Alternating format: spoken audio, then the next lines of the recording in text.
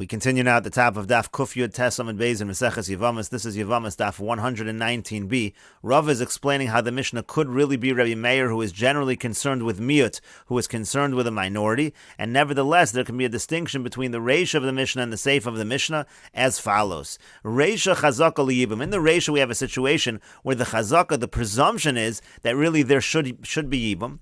Veruba l'shuk, but it's also a situation where you have a majority chance that she can really marry l'shuk. In other words, in that case, there was a question over there whether the co-wife of the husband who died, whether she had a child or not. Now, the majority would have had a child, and therefore there's no yibum, and she can marry lashuk.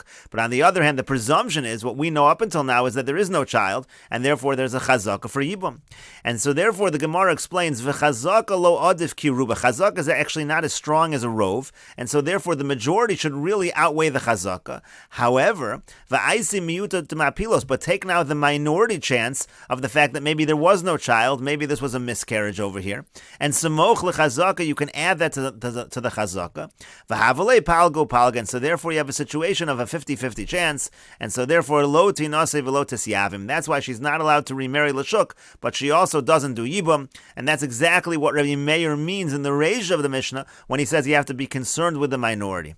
But at the end of the Mishnah, so over there it's a completely different situation. There we think really chazaka l'shuk. The presumption is she's allowed to marry l'shuk because we don't know that any yavam exists.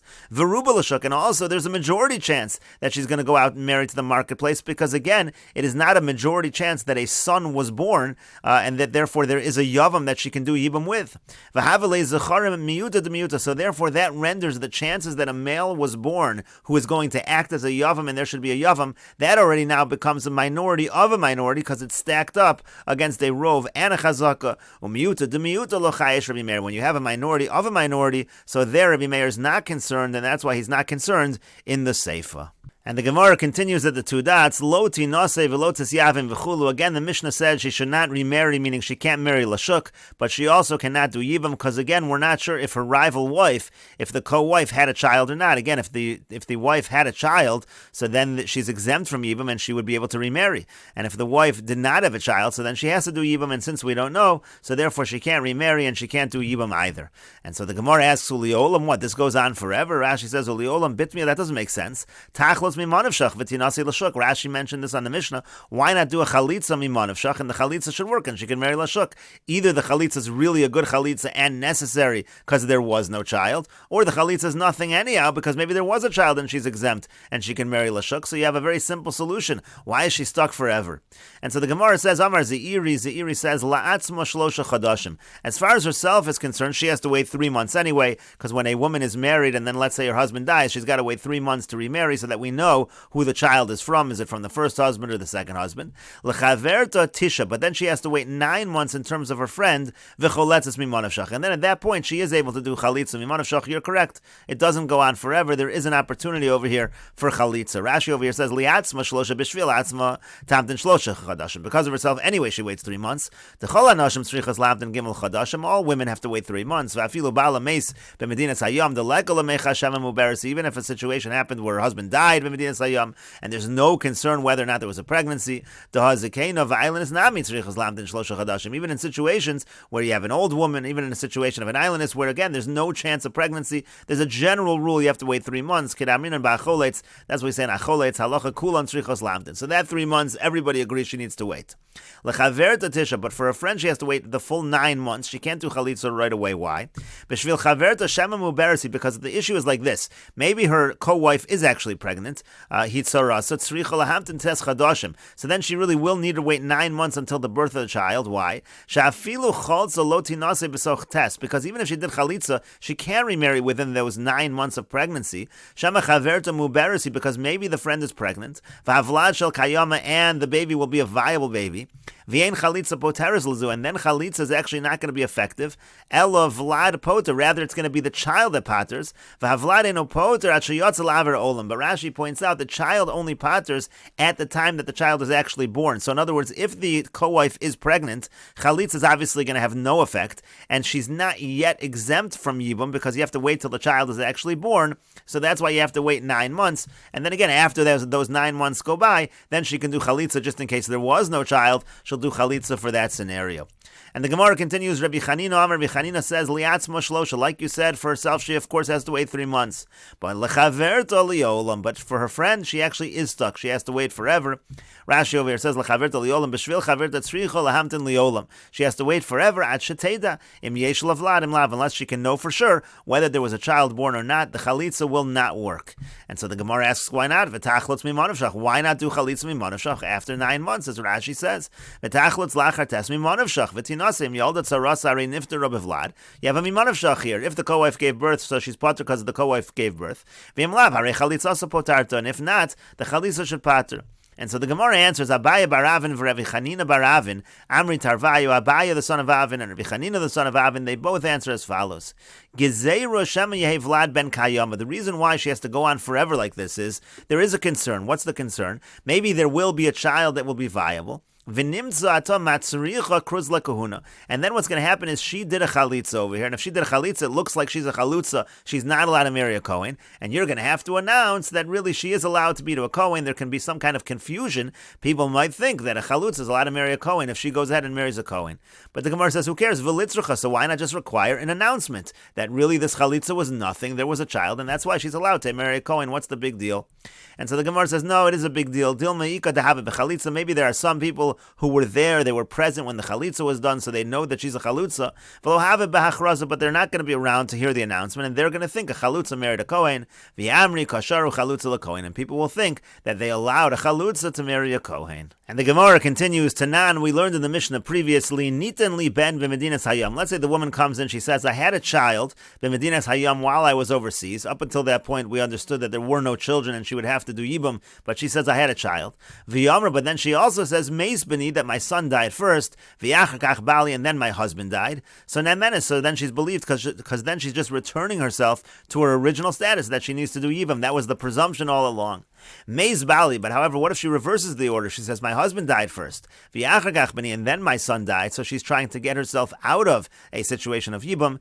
Eino nemenes, so she's not believed. V'choshen ledvareh. However, we do have to be concerned that what she's saying is true, and so therefore you have to be concerned both directions. You have to be machmir, maybe she did not have a child. You have to be machmir, maybe she did have a child. V'choletzes v'lo mes Yevemes, and so she does chalitza, and she does not do yibum. So here's a situation where we are not sure whether she was exempt from yibum or not, and she's doing chalitza, and then she's going to be allowed to go marry someone else. So this is a problem with what we said before, but over here we should have the same concern.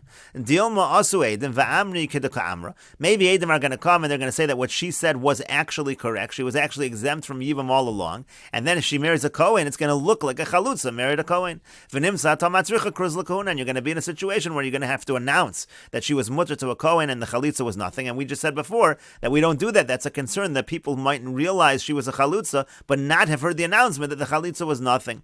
And so the Gemara answers, Amar Papa says, Begrusha, you're correct. This is only allowed by a grusha. If a woman was previously, before this whole situation, with some other husband, she was a divorcee, so a grusha anyways can't marry a Kohen, so it's not a problem. But you're right, if it's a situation where she might end up eventually marrying a Kohen, this would actually be a problem.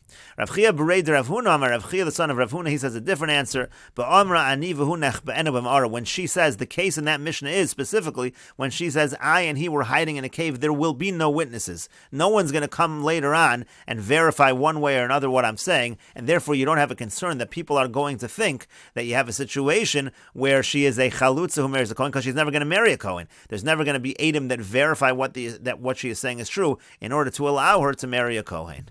And the Gemara continues with the Mishnah, Shtei Yevamos, let's say you have a situation of two sister-in-laws, Zu Omeres Meis Bali, this one says, my husband died, V'zu Omeres Meis Bali, and the other one says, my husband died. So the halacha is, Zu Asurum Imnei Balo Shel Zu, this one is also because of the other one's potential husband that might still be alive, V'zu Asurum Imnei Balo Shel Zu, and the other one also is Asur because of the potential that the other husband might still be alive. In other words, you have a case over here of two brothers. Now each wife is saying that her husband died, so she's believed in terms of her own husband, she's believed that she either needs to be doing Yibum or she can marry Lashuk. The problem is she is not believed with regards to the sister-in-law's husband, to the brother of her husband. She's not believed to say that that person has died, and therefore that person might actually be alive. So she's in a situation where she does not know whether she has to do Yibum or whether she can marry Lashuk, and that's why both of these sister-in-laws are going to be prohibited. And the Mishnah continues, Lazu Eidim v'Lazu Ein Eidim. Let's say you have a situation where one of them actually has Eidim that her husband died, and the other does not have Eidim that her husband died. So as sheyesh la Eidim, the one that has Eidim that her husband died, Asura, she actually is prohibited. She's worse off because she can't prove that the other husband died. She can't prove that she's exempt from Yibum. V'as she'ein la Eidim, but the one that does not have Eidim Muteris, she's actually going to be Muteris because there are Eidim that say that the brother-in-law, that the Yavam died, and so she doesn't have to worry about the possibility of Yibum. And the Mishnah continues along the same lines, Lazu banim v'lazu ein banim. Let's say the case is where one of them has children, so she's exempt from Yibum anyway. The other one does not have children, and so therefore she might have a possibility of Yibum. As sheyesh la banim muteris, the one that has children, she's going to be muteris because since she has children, and she's already said her husband died, and she's believed on that, so there's no Yibum, and she can marry anyone. V'as she'ein la banim, but the one with no children, asura, she's going to be forbidden because again there may be a possibility of Yibum. And the Mishnah continues, Nisyavmu. Now, let's say there were other brothers that are alive, and so both of these women actually go ahead and do Yibam with the other remaining brothers that are alive. Umeisu ha'yevamin, and then those brother-in-laws that they do Yibam with, they actually end up dying. So the halach is, Asuros linase, they go back to their original prohibition. They can't remarry because, again, they don't know in terms of themselves whether their husbands are actually dead. In other words, each woman is believed to say her own husband is dead, but she's not believed in terms of the husband of the other woman, back to those original remaining husbands that were a suffix, and therefore they remain prohibited.